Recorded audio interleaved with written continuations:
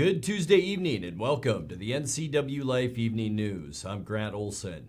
Before we get to what's making news, let's head outside and take a look outside our weather window from this afternoon and a beautiful shot from our cross camera up on Wenatchee Heights looking down at the Wenatchee Valley, and you can see some clouds rolled in today and even some scattered very light showers around parts of north central Washington today. We did have a little bit of haze move in, not as much as we thought today, and plenty of wind. And as we move forward in our 7-day forecast, our forecast staying fairly cool as we get into Wednesday. A little more haze tomorrow at 83, a bit of a warm up on Thursday. It should be a beautiful one at 88, and then boy, is it possible. Could we see some rain Friday and Saturday? Temperatures remaining cool, and that will be the case into early next week as well. All of your complete weather forecast coming up a little bit later on. And now a few of the stories we're following for you tonight. It wasn't as ominous as it looked, but a big black cloud that rolled toward Wenatchee from the south late yesterday afternoon certainly had a lot of people wondering. A woman who admitted to having sex with a 15-year-old Waterville boy pleaded yesterday to reduce charges and earned a suspended jail sentence. And primary election results are due to be certified to the Secretary of State's office today. But first, our top story tonight. One structure is confirmed lost and another 135 buildings are threatened as the 25-mile fire continues to burn in timber, brush, and grass. That's northwest of Chelan. Ryan Nichols with the emergency management team gave this update last night. Good afternoon, Ryan Nichols with Southeast Washington Incident Management Team 3, number 1, with an update on the 25-mile Creek fire burning on the shores of Lake Chelan. 25-mile Creek proper splits the boundary of the fire. You can see the boundary in the red approximation of the boundary. Again, dumping down into Lake Chelan with a number of primary residences down there along the lake shore and along the 25-mile creek drainage. Primary focus for today's activities has been structure protection along the Lake Shore Drive as well as in the 25-mile creek drainage. We've been very successful with our operations. Most thankful to the local fire districts and surrounding agencies for setting us up with a good plan and doing an excellent job of protecting those structures. As the days progress along, we'll continue to work towards the south and east along the Lake Shore Drive, continuing with our structure protection and prep to keep the fire from burning down to that roadway. You will see an increase of machinery in working in that area as well as personnel. Would appreciate any members of the public that do come into that Lakeshore Drive area to make sure that they're slowing down as they come into the fire area, making sure that we keep our personnel safety as the number one priority out there. Aircraft has been primarily working in two different locations. Number one, just here to the east of the 25-mile Creek area, off of Hale Road, and catching these structures off Lakeshore Drive in here, making sure they're protected and reinforcing this dozer line that's been installed there. That's again rotor wing aircraft that are dipping buckets out of the lake. On the other end of the fire, we're working fixed wing aircraft, including retardant and scooper aircraft that are actually pulling water out of the lake as well. Primarily keeping this portion of the fire in check from burning down into these structures, and just check up the progression as it moves up lake. Again, not only for the safety of the folks on the road, but also for the aviators that are flying that fixed wing aircraft and the helicopters that are dipping out of the water. Any recreational vehicles boating up and down the lake would be advised to stay clear of the area so that we can keep those aviators safe. Otherwise, the fire is burning up into the forest to the west and to the southwest, continuing to look for opportunities to check the fire spread and determine decent line placement to keep this incident within a box that it'll be manageable by the personnel on the ground and set the forest up for the future. That's a general overview of the 25-mile creek incident as it stands today. Well, it's what everyone was talking about yesterday, and it wasn't as ominous as it looked. But a big black cloud that rolled toward Wenatchee from the south late yesterday afternoon certainly had a lot of people wondering, was it a big thunderstorm or some big nearby fire burning this way? Well, as it turned out, it was smoke from the Schneider Springs fire burning about 120 miles away near Natchez. The 28,000-acre wildfire was pushed into heavy timber yesterday afternoon and grew by more than 9,000 acres, sending that black smoke into the air that was pushed by winds in this direction. Well, a woman who admitted to having sex with a 15-year-old Waterville boy pleaded Monday to reduce charges and earned a suspended jail sentence. 22-year-old Andriana Renee Jones must register as a sex offender and spend 7 days in custody. If she violates a 2-year probation, she could be ordered back to jail for 357 days. Jones was initially charged with third-degree child rape, but she entered a plea agreement in Douglas County Superior Court to fourth-degree assault and immoral communication with a minor. She admitted to having sex with the victim after her husband, 23-year-old Dylan O'Gara Smith, tried to recruit the boy for a threesome. After Jones sexually assaulted the boy, O'Gara Smith threatened the victim and armed himself with a shotgun. He's now serving 16 months in prison. Well, primary election results are due to be certified to the State Secretary of State's office today. Those tallies determine who will face off for various school board posts in November. 3 Wenatchee School Board incumbents face challengers. Michelle Sandberg will face Catherine Thomas. Maria Iniguez will face Matt Van Bogart. And Julie Norton must run against Miranda Skaliski. Meanwhile, in the Eastmont School Board race, challenger Jason Hines will face incumbent Annette Eggers, who's been on the board since 2005. And for an open at-large seat, John Stu Stewart Jr. will compete with Joy Daw. Voting in the general election will be open on October 15th and runs through November 2nd. Well, coming up next, Wenatchee Valley Animal Care and Control is looking for information on a dog that was shot and killed sometime yesterday morning in Manson. The Chelan Douglas Health District is struggling with staffing issues and will delay reopening its office. And David Beamer, the father of Todd Beamer, who gave his life heroically on September 11th, 2001, will be the keynote speaker on Cashmere on the 20th anniversary of the 9/11 attacks. I'm Grant Olson, and you're watching the NCWLIFE Evening News.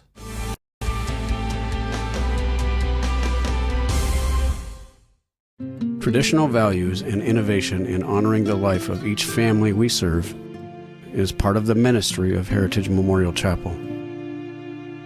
Our staff is committed to walk with your family with compassion through this time of grief. We are here to help and here to serve, the right kind of help when you need it most. Heritage Memorial Chapel.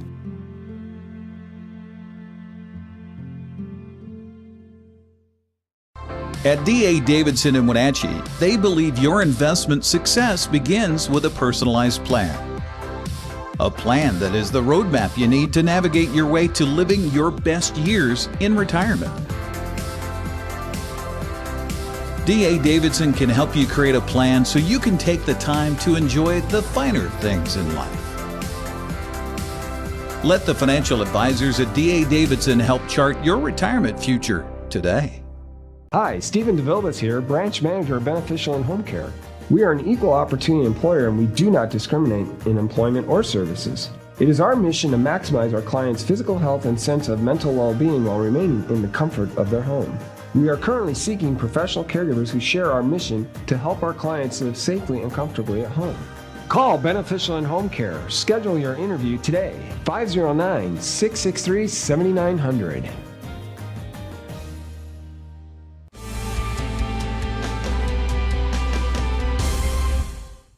Welcome back. In another news, Wenatchee Valley Animal Care and Control is looking for information on a dog that was shot and killed sometime yesterday morning in Manson. Animal Control said the tan Chihuahua-type dog was shot between 3 a.m. and 10 a.m. on Fury Avenue in Manson. Anyone with information is being asked to contact Wenatchee Valley Care and Control, and that phone number is 888-7283. Well, while it struggles with the COVID-19 infection rate that seems to double nearly every week, the Chelan-Douglas Health District is looking for ways to reopen its doors to the public next month. The two-county district normally offers services like WIC, personal health programs, and vital records, but the East Wenatchee office has been closed since the pandemic started. District Administrator Luke Davies told the two-county Board of Health yesterday he's also dealing with staffing shortages. We currently still have 5 positions that we are advertising for. We've also had a number of individuals who have left the Chelan-Douglas Health District to pursue other opportunities. And so we're trying to staff up those positions as well. What this means is that we are still working hard to try to keep up our daily activities, specifically now while we are under an immense amount of work from Delta, the Delta variant specifically, and trying to keep up everything that's going on.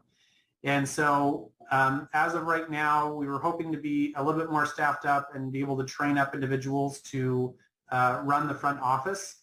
And currently, because of the increase in Delta variant, we've also had a number of individuals who have had to either work from home or take sick leave because of the Delta variant.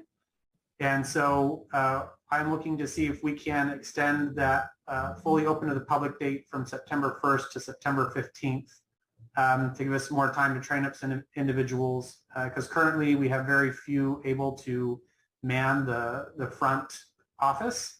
And so we need time to be able to train up those individuals. I would like to make us our services available to walk in as reasonably soon as possible, personally. And I would rather see a partial opening than no opening and delaying that if we can do that. And if we can do that without overtaxing the staff, I think it's important for us to make those services available in person. You know, I would echo Commissioner Sutton's request. I think that at the very least 2 days would be better than delaying it. And I recognize that maybe going 3 might be stretching it at this point. So if we can do 2 days, I think that and then work on getting obviously opened up fully sooner than later, that would be great. But 2 days, I think that would help address some of the concerns I'm hearing.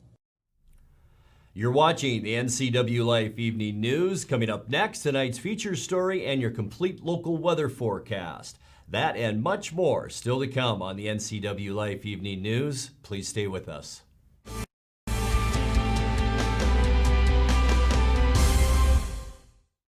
You love to help others.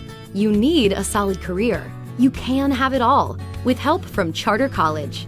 Our 10-month medical assistant program prepares you to work in healthcare settings like physician offices, rehab centers, and clinics. You'll learn to take patient vitals, assist with exams, administer injections, and maintain medical records. When you're ready to launch a rewarding healthcare career, visit chartercollege.edu, because we work to get you to work.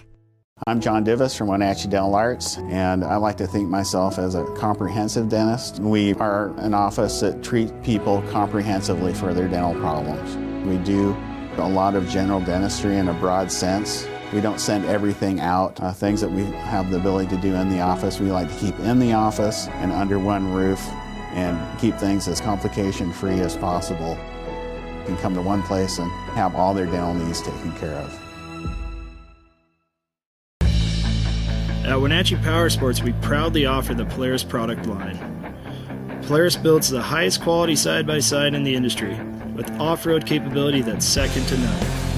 The Polaris pre-order program allows customers to purchase the vehicle they want without having to select from limited dealer inventory. The Wenatchee Valley has year-round access to some of the best ORV trails in the Northwest. Start your adventure here at Wenatchee Power Sports.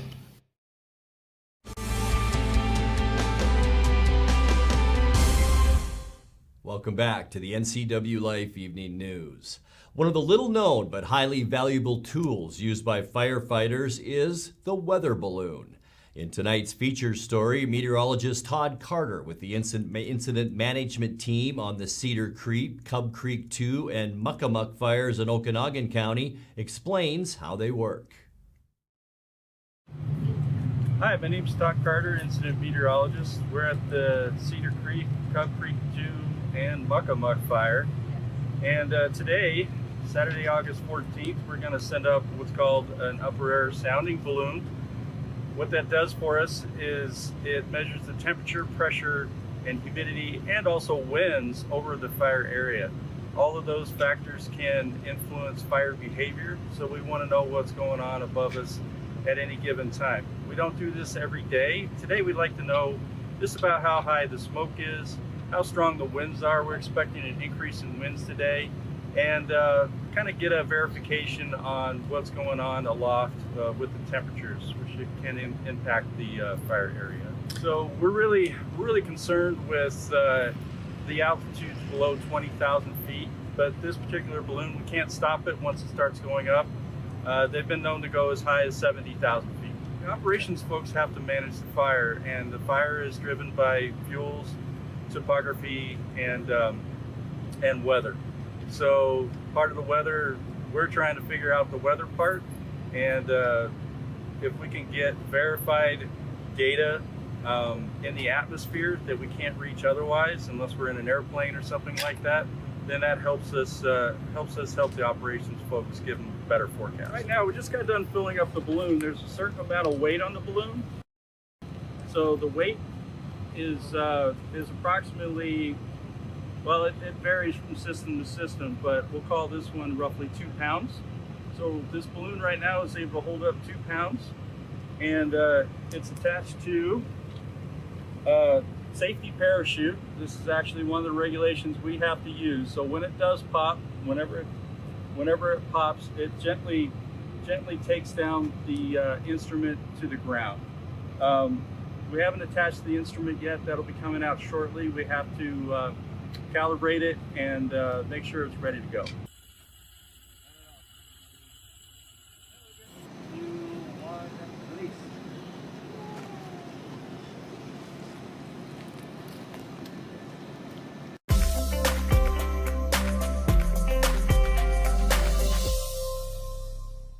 Let's talk more weather now as we check your north central Washington weather forecast. How about this cool weather today? We were 93 yesterday.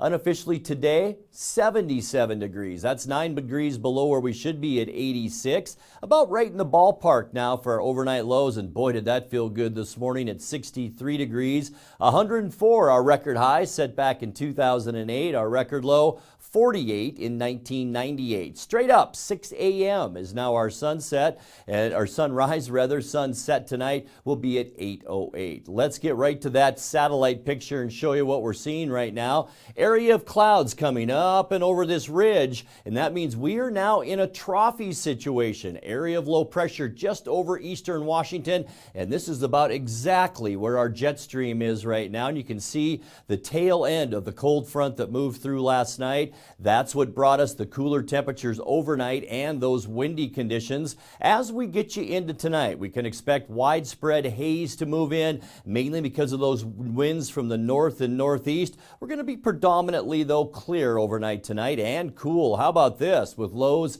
upper 50s tonight? We haven't talked about that in a while. As we get you into your hump day Wednesday, I do think we'll see a little bit more haze tomorrow, less wind, and we will warm up slightly too into the mid 80s. For your Thursday, mainly clear skies. There's that area of low pressure still hanging around in eastern Washington. We will warm up on Thursday into the upper 80s. That, by the way, should be our warmest day of the forecast.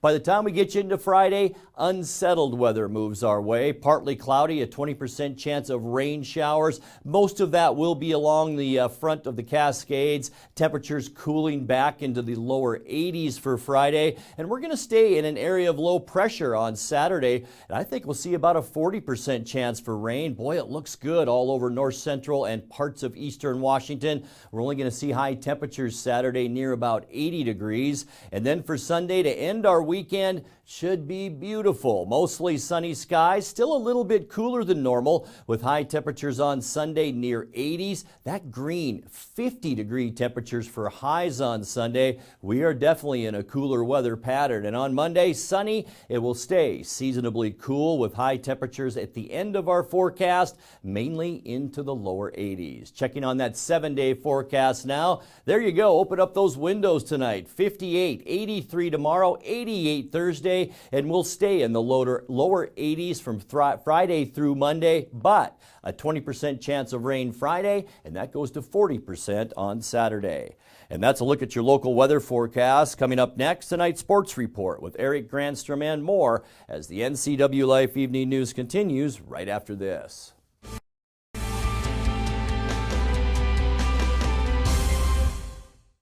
Bring the whole family up to Stormy Mountain Brewing and local public house in historic downtown Chelan. Applewood smoked brisket, street-style tacos, and our award-winning barbecue rubs and sauces. Our meals pair perfectly with our exciting lineup of craft ales, made right here in Chelan. We've got room for big groups, or give us a call for catering. So grab the kids and check out the fun at Stormy Mountain Brewing and local public house located in the heart of Chelan.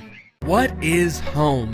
A place to gather, a place to grow, provide shelter for the ones we love, eat, drink, restore, build trust. It's a place to rest when the workday is done, a place to find quiet after a night of good fun. What an honor we have at Guild to help own, finance, create, pave the way to live in home. And now it's a sports update on the NCWLIFE channel. And a happy Tuesday to you. Jamal Adams has agreed to a contract extension with the Seattle Seahawks that will make him the highest paid safety in the NFL. NFL Network's Ian Rappaport says that Adams in Seattle settled on a 4-year, $70 million contract with $38 million guaranteed. The Hawks traded 2 first-round draft picks to the Jets to acquire Adams prior to the 2020 season. He started 12 games and had 83 tackles and a record 9.5 sacks. Seahawk fans, rest easy. Jamal Adams will be here for a long time. Well, there wasn't a ton of great plays in Seattle's 20-7 loss to the Raiders in Vegas on Saturday, but as the team gets back to practice today at the VMAC in Renton, there were some positives to soak in from the first preseason game of the year. It starts on offense with DJ Dallas converting a 4th and 4 into a 44-yard touchdown. From the look, and I knew it was going to pop. I just was like, yes. Like as soon as I caught the ball, it's like, oh yeah. They were in double A gap like mud, and I knew I had a route that was going to out leverage them. I thought I was just going to get big yards, but it turned into a touchdown. So the big play makes the touchdown play was a big play by Alex, also reading the blitz and picking it, and but then that was a big convert for DJ to take the ball, make the miss, and score a big touchdown for us. Yeah, coach had a good call. It was a man play, and we got man, and DJ, he gave me a little friendly reminder that he goes, I think he said, it's going to be quick, or it's going to happen, or it's man, or he said something that reminded me, that he's first in the progression, and I mean, he made a great play. Like I just threw it to him. He made the people miss, and he ran 45 yards, and he made a heck of a play. Then it goes to the defensive side of the ball, where Ryan Neal converted an interception after Alton Robinson pestered Las Vegas's quarterback. I mean, Alton Robinson, man, getting pressure on the quarterback, helping me out doing his job. And, when one person do their job, and give a gift for another. So, it was just a team effort, and, it was floating up there. So I just grabbed it, made a play, and called it a day. I'd say it's 50-50, man. It's a team effort, you know what I mean? I was able to get the pressure, he was able to get the pick, and offense was able to get the ball. So we're happy about it. A really good night for Alton Robinson, and for Daryl Taylor. Those guys played a lot of football, and we're trying to get them going. Yeah, I mean, it all starts with, with the run game, too. You got to stop the run. They can't have any explosive runs. Got to shut the run game down so we can have ourselves a better setup for third down. So that's just all it comes down to. But second half was a lot better. We got into some third and long situations, got some wins, got the offensive ball back. They scored. So we just got to, do our part, get the offensive ball back so they can make more plays for us as well. Seattle hosts Denver in the second game of the preseason Saturday at 7 o'clock at Lumen Field. Let's get to baseball. Yakima Valley advancing to its first ever West Coast League Championship Series after an 11-5 win over Bellingham last night. 2 big innings were the difference for the Pippins. In the third and deciding game of its WCL North Division Championship, Taylor Holder's 2-run double capped a 4-run first inning for Yakima Valley. The home team put the game out of reach in the fifth, bringing 10 men to the plate in a 5-run inning, highlighted by Sam Olson's 2-run single. Kirby Robertson earned the victory on the mound for former Apple Sox coach Kyle Crustangel. The sophomore at Columbia Basin Community College pitched 6 innings, allowed 3 runs on 5 hits while striking out 3 and walking 3. Pippins advanced to face Corvallis in the West Coast League Championship starting tonight, the Yakima County Stadium. First pitch of the best of 3 series at 7:05. Game 2 will be tomorrow night in Corvallis, and if necessary, Game 3 would be in Western Oregon on Thursday. Well, radio voice of the Apple Sox, Joel Norman, joined us on Wake Up Wenatchee Valley to put a bow on the just completed season for Wenatchee.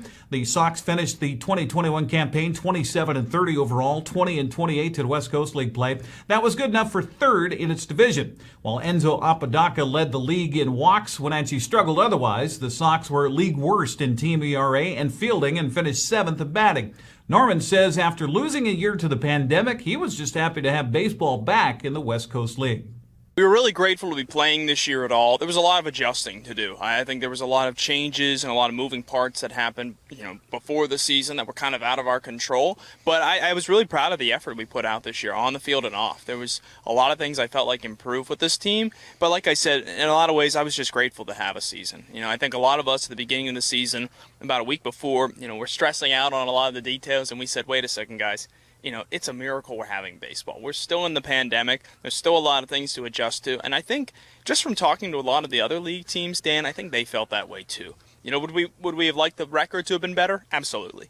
We'd love to be playing a game tonight at Paul Thomas Senior Stadium in front of fans. But, it's just hard to make the playoffs every year. This isn't the West Coast League of 10 years ago even. One of the last times the Apple Sox were in the mix among those playoff teams. I mean, we had a great team in 2019. We looked to build off of that, and the league punched back, and that's not a surprise in a lot of ways, Dan. It was a really strong league this year all around, and we were just kind of caught in that in-between group of teams who were close to the playoffs but not quite there. To see our whole interview, head to the website, ncwlife.com. Click on full episodes for Wake Up Wenatchee Valley. Well, the Mariners begin a 10-game road trip with the first of 3 at Texas tonight. Seattle will send Tyler Anderson to the bump to face the Rangers' Spencer Howard. Anderson's 5-8 with a 4.24 earned run average. Howard's still looking for his first win and a 5.61 ERA.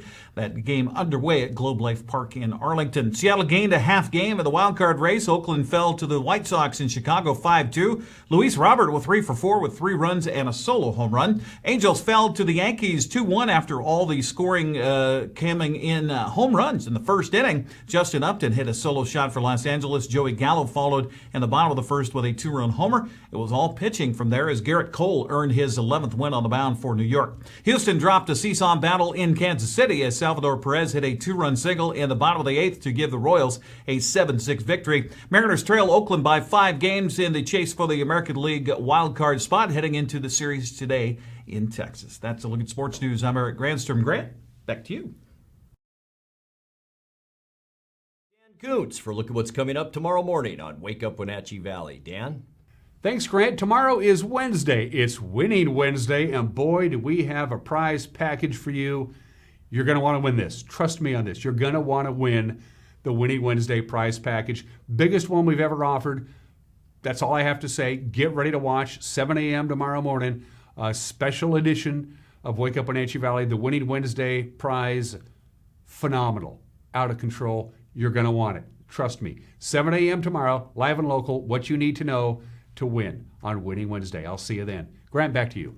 Thank you very much, Dan. And we're out of time. Thanks for joining us tonight. I'm Grant Olson. Have a great night.